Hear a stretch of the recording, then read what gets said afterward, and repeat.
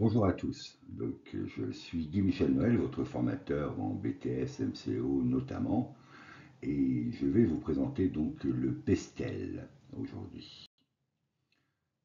Merci aussi d'être présent sur ma chaîne YouTube qui vous informe des nouvelles techniques, nouvelles technologies, et puis de conseils et astuces pour vous accompagner dans votre réussite. Tel est mon objectif. À méditer, disait Jacques Chirac, homme politique français, haut fonctionnaire et maire de Paris, dans un environnement qui change, il n'y a pas de plus grand risque que de rester immobile. C'est en effet le cas quand une entreprise ne se remet pas en cause et ne regarde pas à l'extérieur d'elle-même. Donc aujourd'hui, le Pestel, qui on verra l'origine du Pestel, ses diverses utilisations, un outil intéressant au niveau managérial, les avantages pour l'entreprise et ses éléments. Le PESTEL, c'est un cadre, un acronyme qui reprend 6 lettres: P pour politique, E pour économique, S pour sociologique, T pour technologique, E pour environnemental et le L pour légal. Elle entre parfaitement dans la stratégie d'une entreprise dynamique. Elle permet d'analyser l'externe, l'environnement. Le P pour politique, le pouvoir politique entre dans plus en plus d'entreprises, de par les décisions qui sont prises et qui influencent les secteurs d'activité. Connaître les décisions sur le marché, parce que ça influence directement notre entreprise, des influences sur les secteurs de la santé, l'éducation, les infrastructures du pays. Donc le P est à politique, est à observer. Les questions que vous devez vous poser pour le politique: doit-il y avoir un changement de loi en lien avec mon activité ou le secteur de mon entreprise? Les subventions, de nouvelles, les anciennes sont-elles conservées? De nouveaux facteurs politiques bénéfiques pourraient-ils apparaître à l'avenir? Nouveaux marchés, changement de la réglementation internationale, nouveaux accords, réglementation européenne. Les facteurs politiques importants dans la gestion stratégique de l'entreprise. Ce qui est important, c'est de mesurer la certaine stabilité politique ou pas. Changement dans la loi, les subventions seront-elles encore ou pas accordées? La réglementation environnementale, les obstacles au commerce, les redevances. Nous ne pouvons pas ignorer ce que le pouvoir politique impacte sur les entreprises.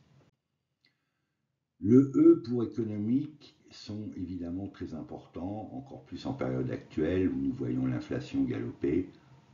Ça remet évidemment en cause nos coûts d'achat, nos prix d'achat, mais naturellement nos prix de vente. Est-ce que nos prix de vente, nous pouvons répercuter l'inflation ou pas? Donc suivre l'économie, très important. Selon que vous êtes en B2B, business to business, ou selon que vous êtes en B2C, le pouvoir d'achat de nos consommateurs se réduisant, donc très important de suivre. Les questions évidemment à se poser: comment se porte la croissance économique du pays ou de la zone dans laquelle mon activité est présente? Si je suis une entreprise internationale, comment la croissance risque-t-elle d'évoluer à l'avenir? Le niveau de chômage est-il fort ou pas? Connaît-on une baisse ou une hausse du chômage? Et si oui, dans quel secteur d'activité, dans quel type de poste? Les taux de change et les taux d'intérêt doivent-ils ou peuvent-ils évoluer dans les prochains mois? Que peut-on dire de l'état de l'inflation ou de son évolution? Va-t-on rentrer ou non en récession? Quel est l'état de la dette publique? Le taux de change, les taux d'intérêt, très important. Le S pour socio-démographique, sociologique. Oui, nous vivons dans une société qui évolue. Comprendre les effets migratoires, l'évolution de la démographie impacte les âges, les changements de consommation, les comportements de consommation, l'évolution de la population, l'évolution des ménages, la culture, les mœurs, les coutumes. Tous ces facteurs impactent sur mes produits, sur ma dynamique d'entreprise si je n'en tiens pas compte. Les questions à se poser: mon entreprise risque-t-elle d'être mise en danger par l'évolution de la démographie? Vieillissement de la population. Est-ce que mes produits sont adaptés à la nouvelle génération? Les produits de mon entreprise sont-ils en accord avec les préoccupations aussi de la population? La sensibilisation de ces personnes impliquées, l'aspect culturel, éthique, les valeurs, les normes, la nouvelle structure des ménages. Tous ces éléments doivent être pris en compte. C'est le S de Pestel. Le T pour technologie. Est-ce que l'intelligence artificielle va impacter sur la dynamique future de mon entreprise, étant entendu quand on développe une entreprise, on tente de la développer pour longtemps. La robotisation, la digitalisation, les réseaux sociaux, quels sont leurs impacts? Comment je peux, à un moment ou à un autre, faire en sorte de les utiliser pour que mon entreprise puisse se développer et croître? Les questions naturellement à se poser, c'est mon financement de la recherche pour proposer une innovation dans les produits que je vends permettra-t-il de résister aussi à la concurrence? De nouveaux brevets technologiques vont-ils être déposés? Si oui, par qui, comment, quand? Existe-t-il des changements technologiques importants à l'avenir qui vont impacter mon entreprise? Le E pour écologie.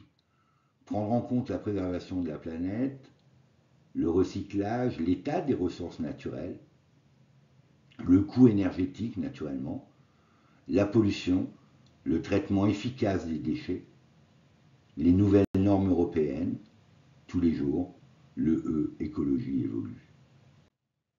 Question naturellement à se poser, les produits créés sont-ils respectueux de l'environnement? Les innovations technologiques réalisées prennent-elles en compte la question du développement durable? Et les entreprises concurrentes proposent-elles des produits plus respectueux de l'environnement que mes propres produits?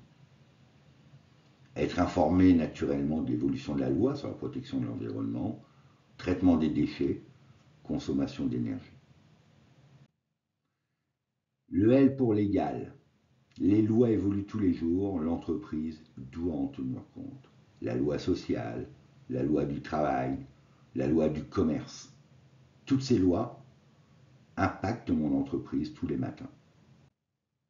Les règles de droit risquent-elles de se durcir dans les mois à venir? Les produits et les innovations technologiques que je compte développer rentrent-elles dans le cadre d'une nouvelle loi à venir? Loi française, bien sûr, mais loi européenne aussi. La loi sur les monopoles, le droit du travail, nous en avons parlé, la législation sur la santé et les normes de sécurité et d'hygiène. Donc le L pour légal. Votre pestel est fini, étant entendu que la question que vous devez vous poser quand vous analysez tous les facteurs externes à votre entreprise, quel est le facteur que, s'il évoluait défavorablement, risquerait de mettre en péril mon activité? Les avantages pour l'entreprise dynamique, c'est qu'elle s'intéresse à son environnement. Une entreprise doit s'intéresser à l'environnement, parce qu'elle doit montrer qu'elle est soucieuse de connaître l'environnement externe dans lequel elle évolue. Autrement, elle va se renfermer sur elle-même, puis un jour, elle n'existera plus. L'exemple de Pestel pour réaliser, c'est bien évidemment toutes les sources, des concurrents, les marchés, les matrices, Internet, presse, salon, recherche de mots-clés. Vous avez des logiciels qui, à un moment, peuvent accompagner l'entreprise à trouver l'information en fonction du Pestel et de ses variables. L'objectif, toujours être en avant sur l'information. Rechercher en permanence tous les facteurs externes à mon entreprise que, s'ils évoluaient défavorablement, mettraient en péril mon activité. La veille informationnelle, très important. Les exemples concrets pour la fiche 1 du bloc 2, puisque vous devez travailler sur le SWOT, le PESTEL, le benchmark, vous devez identifier tous les facteurs externes de votre unité commerciale.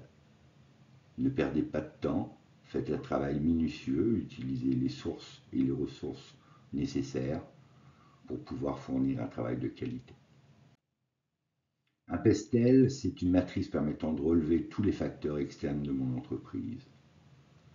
La question toujours importante qui doit vous obnubiler dans la recherche, d'éléments extérieurs que, s'ils évoluaient défavorablement, mettraient en péril mon activité.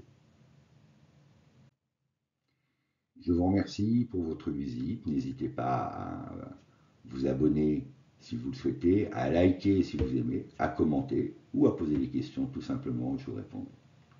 Je vous remercie, je vous souhaite une bonne fin de journée et surtout, portez-vous bien, c'est cela l'essentiel. À bientôt, au revoir.